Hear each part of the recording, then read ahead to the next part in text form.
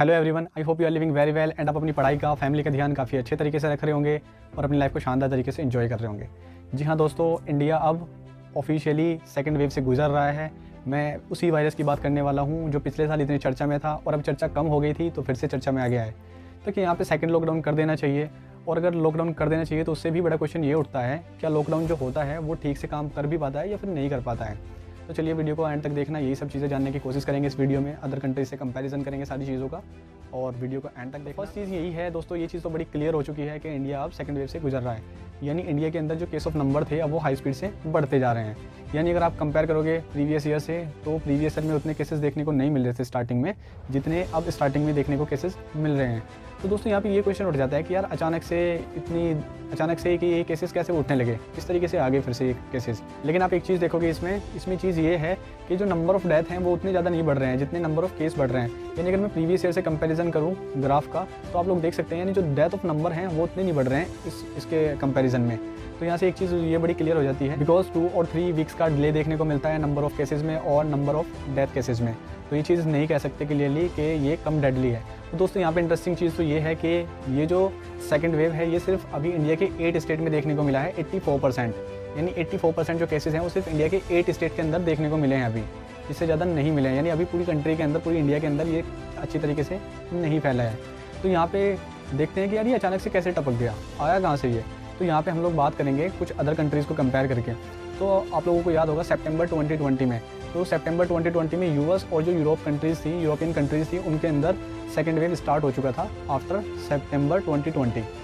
और अब वहाँ पर की अगर मैं बात करूँ तो वहाँ पे थर्ड वेव चल रहा है। और इंडिया के अंदर क्या हुआ था, जो फर्स्ट वेव था वो पीक पॉइंट तक पहुँचा था ओनली सितंबर में। उसके बाद 5 मंथ का गैप रहा, कॉन्टीन्यूसली कोई लॉकडाउन नहीं था। बट जैसे ही 5 मंथ निकले फिर से क्या हो गया, ये केसेस बढ़ने शुरू हो गए। इसका पूरी कंट्री में भी असर देखने को मिल सकता है। बट यहाँ पे कुछ एक्सपर्ट हैं जिन्होंने अपनी थ्योरी को सजेस्ट किया है। वो क्या थ्योरी है उनको देख लेते हैं। यानी फर्स्ट नंबर पे अगर मैं बात करूँ इम्यून सिस्टम की, तो यानी कुछ एक्सपर्ट, कुछ साइंटिस्ट का मानना है कि इंडिया के जो लोग हैं उनके जो इम्यून सिस्टम है वो बहुत ही स्ट्रॉन्ग है, यानी नेचुरली स्ट्रॉन्ग है उनका। बिकॉज अगर आप अदर कंट्रीज़ देखोगे तो उनके अंदर क्या है, साफ़ सफाई बहुत ज़्यादा देखने को मिलती है, बट इंडिया के अंदर उतनी नहीं मिलती। तो यहाँ पर डेंगू, मलेरिया, टाइफाइड ये सब चीज़ें देखने को ज़्यादा मिल जाएंगी। तो यानी इंडिया के जो लोग हैं वो नेचुरली स्ट्रॉन्ग हैं अपने ह्यूमन सिस्टम से। यानी उनका जो रबस सिस्टम है वो फाइट करता है कोविड के अगेंस्ट जा करके। तो फर्स्ट ये था। सेकंड यहाँ पे देख लेते हैं, यानी ये जो थ्योरी बता रहा हूँ मैं, ये जो 5 महीने का गैप लगा, इसके ऊपर कुछ जो एक्सपर्ट हैं, साइंटिस्ट हैं, उन्होंने अपनी थ्योरी दी है। अब बात करूँ क्लाइमेट की, तो कुछ एक्सपर्ट का मानना है कि इंडिया के अंदर गर्मी और ह्यूमिडिटी ज़्यादा है। तो इसलिए अगर मैं अदर कंट्रीज़ को देखूँ तो वो कंट्री क्या है, ठंडी है, यानी वहाँ पे कोल्ड सिस्टम है, तो वहाँ पर ये जल्दी से सर्वाइव कर गया। यानी सेकंड फेज़, अब थर्ड फेज़ चल रहा है। तो इसी तरीके से अगर मैं यहाँ की बात करूँ तो इंडिया के अंदर गर्मी और ह्यूमिडिटी ज़्यादा है। तो एक ये भी रीज़न बताया है अपनी थ्योरी के अंदर। और तीसरी थ्योरी क्या सजेस्ट की है कि इंडिया की जो जनरेशन है वो यंग जनरेशन है, जिससे नंबर ऑफ केसेस तो ज़्यादा देखने को मिले, पर जो डेथ ऑफ नंबर केसेस हैं वो कम देखने को मिले हैं।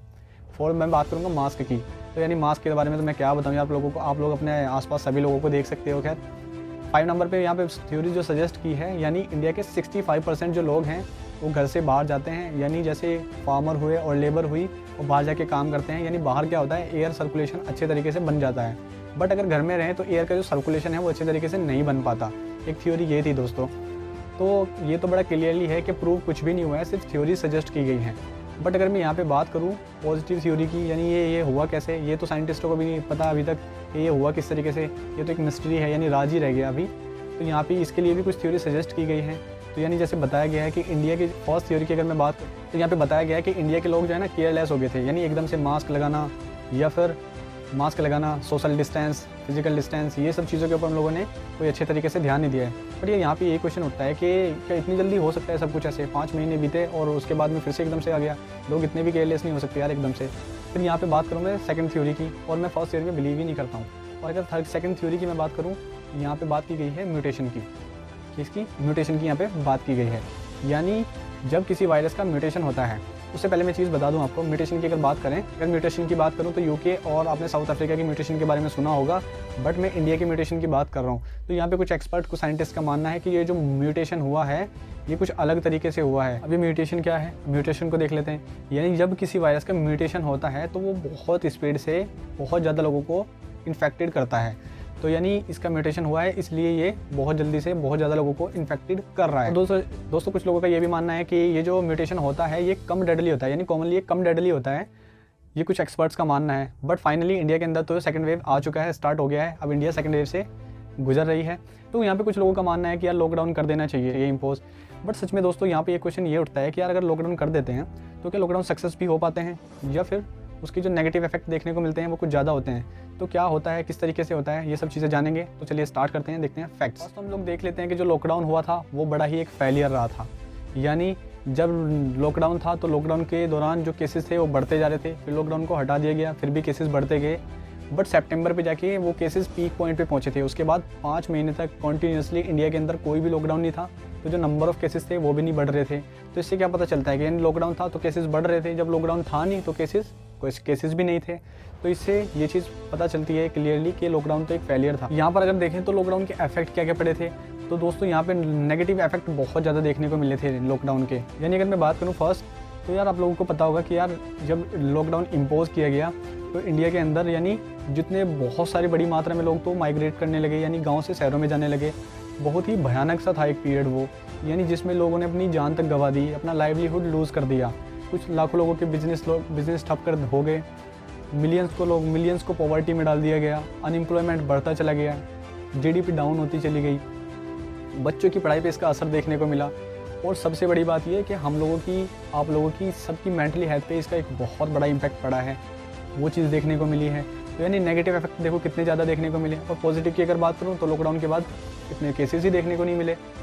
और अब शायद आपने कुछ लोग ये कहेंगे कि लॉकडाउन तो ठीक था, बट यार उसका जो इम्प्लीमेंटेशन यानी इसको जो लगाना चाहिए था वो सही तरीके से नहीं लग पाया। तो दोस्तों यहाँ पे हम लोग जानने की कोशिश करेंगे कुछ डेवलप कंट्रीज से, उन्होंने लॉकडाउन लगाया है तो उनके यहाँ पे लॉकडाउन कितना सक्सेसफुल रहा है और कितना फेलियर हुआ है। तो ये सब चीज़ें जानने की कोशिश करेंगे।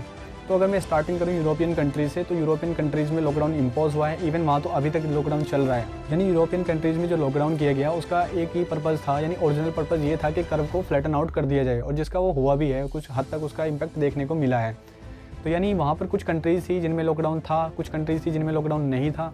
तो जो लॉकडाउन था और जिनमें लॉकडाउन नहीं था उनके अंदर भी इतना बड़ा डिफरेंट देखने को नहीं मिलता। इससे एक चीज़ तो बड़ी क्लियर है यार कि जितना लंबा लॉकडाउन होगा उसके उतने ही ज़्यादा नेगेटिव इफेक्ट देखने को मिलेंगे, जैसे GDP, unemployment, poverty, mentally health, और यहाँ पे इवन जो क्राइम रेट है वो भी बढ़ने लगा। और आज आप लोगों को ये सारी चीज़ें आप लोगों को उन कंट्रीज़ में देखने को मिल जाएंगी। तो यानी यूरोपियन कंट्रीज़ इतनी डेवलप कंट्रीज़ हैं, उनके अंदर ये सब चीज़ें हुई हैं, तो यहाँ की बात तो आप सोच ही सकते हैं। इवन वहाँ पे पहले सितंबर तक फर्स्ट वेव था, सेकंड वेव हुआ, और अब वहाँ पे थर्ड वेव स्टार्ट हो चुका है, थर्ड वेव चल रहा है। तो कुछ जगह पे लॉकडाउन है, कुछ जगह पर नहीं है। इसके पॉजिटिव इफेक्ट क्या है दोस्तों, कुछ हद तक तो ये इफेक्टिव हुआ है, बट ज़्यादा ही इसके नेगेटिव इफेक्ट देखने को मिले हैं। यहाँ पे हमें कुछ कंट्रीज़ हैं जिनका एग्जांपल देके बात करना चाहूँगा। तो जैसे स्वीडन की अगर मैं बात कर लूँ तो उसके अंदर क्या है, वहाँ पे कोई लॉकडाउन नहीं है। इवन अगर आप लोग वहाँ के न्यूज़ देखोगे, वहाँ के पिक्चर्स देखोगे, तो आप लोगों को लगेगा कि यार यहाँ पे तो जैसे कोई कोरोना आया ही नहीं है। वो मास्क लगाना चाहें तो लगा सकते हैं, नहीं लगाना है तो मत लगाएं। यानी वहाँ पे कोई रूल रेगुलेशन नहीं है। अगर मैं यहाँ पे बात करूँ स्पेन की, तो स्पेन के अंदर एक स्ट्रॉन्गली लॉकडाउन चल रहा है, और उसके अंदर रेस्टोरेंट, होटल तो खुले हैं, बट जो लोग बाहर निकलते हैं वो मास्क पहन के निकलते हैं। उन्होंने लॉकडाउन हटाने के लिए लॉकडाउन हटाया था एक बारी, बट उससे क्या हुआ, नंबर ऑफ केसेस और ज़्यादा बढ़ने लगी। उन्होंने फिर से पार्शियली लॉकडाउन इम्पोज कर दिया, यानी जहाँ पर होटल रेस्टोरेंट तो खुले हैं। अब यहाँ पे बात कर लेता हूँ जर्मनी की। यानी जर्मनी के अंदर क्या है, होटल रेस्टोरेंट तो बंद है, और जो लोग हैं वो मास्क भी नहीं पहनते हैं। यानी एक चीज़ तो बड़ी क्लियर है यार, जितनी भी कंट्रीज़ हैं उनके रूल रेगुलेशन अलग अलग हैं सबके देखने को, यानी सबकी स्ट्रैटेजी अलग अलग रही है। यानी कहीं पे आपको ज़्यादा रेस्ट्रिक्शन देखने को मिल जाएंगी, कहीं पे उतनी सारी रेस्ट्रिक्शन नहीं होंगी। ओवरऑल एक चीज़ है बस क्लियरली कि सबकी स्ट्रैटेजी अपनी अपनी रही है। और इवन जो अदर कंट्री से यहाँ पे कंपैरिजन किया जाए, यूरोप की अदर कंट्री से उनकी कंट्रीज़ का कंपैरिजन किया जाए, तो जो नंबर ऑफ़ केसेस हैं वो थोड़ा ही डिफरेंट देखने को मिला है। आई होप ये चीज़ आप क्लियरली समझ पा रहे होंगे। इसलिए मैं उम्मीद करता हूँ सेंट्रल गवर्नमेंट और स्टेट गवर्नमेंट से कि वो लॉकडाउन तो इम्पोज नहीं करेगी। तो दोस्तों यहाँ पे क्वेश्चन उठता है, लॉकडाउन इसका सॉल्यूशन नहीं है, इसके इतने सारे इफेक्ट देखने को मिलते हैं, तो फिर सॉल्यूशन क्या है। जी हाँ दोस्तों, सॉल्यूशन की बात करने वाले हैं अब। सॉल्यूशन वो होने चाहिए जिससे आम लोगों के यानी कॉमन पीपल के ऊपर इसका इफेक्ट ना पड़ना चाहिए। यानी वो सॉल्यूशन क्या हो सकते हैं। तो यार देखो, जैसे सोशल डिस्टेंस हो गया, फिजिकल डिस्टेंस हो गया, अपना मास्क लगाना, यानी ये सब चीज़ें रेगुलरली होनी चाहिए। और आप लोग भी मैच्योर हो, इन चीज़ों का आप लोग बड़े अच्छे तरीके से ध्यान रख सकते हो। बार बार हैंड वॉश करना, रेगुलरली हैंड वॉश करना, वैक्सीनेशन की स्पीड को बढ़ाया जाए, जिन हॉस्पिटल्स को और अच्छे तरीके से कैरी किया जाए, और जिनके अंदर बेड नहीं है वहाँ पे बेड की फैसिलिटीज़ को अवेलेबल कराया जाए, यानी स्पेशली उन जगह पर जहाँ पर नंबर ऑफ़ केसेस ज़्यादा देखने को मिल रहे हैं। दोस्तों यहाँ से प्लस पॉइंट ये मिलता है, ना तो कोई बेरोज़गार होगा, ना किसी की मेंटली हेल्थ पे असर पड़ेगा और ना ही किसी का बिजनेस ठप होगा। ये सारे फ्री सॉल्यूशन हैं, अगर आप लोग करोगे तो इससे कंट्री को भी ज़्यादा नुकसान नहीं उठाना पड़ेगा। अब यार आप लोग एक चीज़ सोच सकते हो कि गवर्नमेंट ही किस किस के घर जाके कि ये चीज़ें समझाएंगे आप लोगों को। आप लोग भी मैच्योर हो, आप सोच सकते हो इन चीज़ों के ऊपर। यहाँ पे मैं बोलना चाहूँगा कि गवर्नमेंट भी जो रूल रेगुलेशन बनाए उन रूल रेगुलेशन का लोगों के ऊपर यार नेगेटिवली इम्पैक्ट नहीं पड़ना चाहिए, यानी उनका पॉजिटिव इम्पैक्ट ज़्यादा हो, नेगेटिव बहुत कम होना चाहिए। बिकॉज पहले ही लोग इतनी मुसीबतों से सर्वाइव कर रहे हैं, जी रहे हैं ऐसी मुसीबतों के साथ में, क्योंकि लॉकडाउन हुआ था उसके बाद तो सभी आप लोग जानते हैं, अपने आसपास देख सकते हैं कि लोग किस तरीके के हाल जी रहे हैं। अभी किसी के पास काम ही नहीं है, किसी के पास कोई जॉब कर रहा है, किसी का बिजनेस ठप हो गया है, किसी का कोई पागल हो गया है। बहुत लोगों ने तो इवन सुसाइड तक कर लिया था यार, इतना डेंजरस हुआ था ये लॉकडाउन। यानी यहाँ पर एक चीज़ ये है कि जब भी गवर्नमेंट कोई पॉलिसी बनाए तो लोगों को पहले ही कंसिस्ट रखा जाए, यानी लोगों को पहले से ही इन्फॉर्म कर दिया जाए कि ये पॉलिसी आप लोगों के लिए बनेगी और इस तरीके से इसको काम को किया जाए।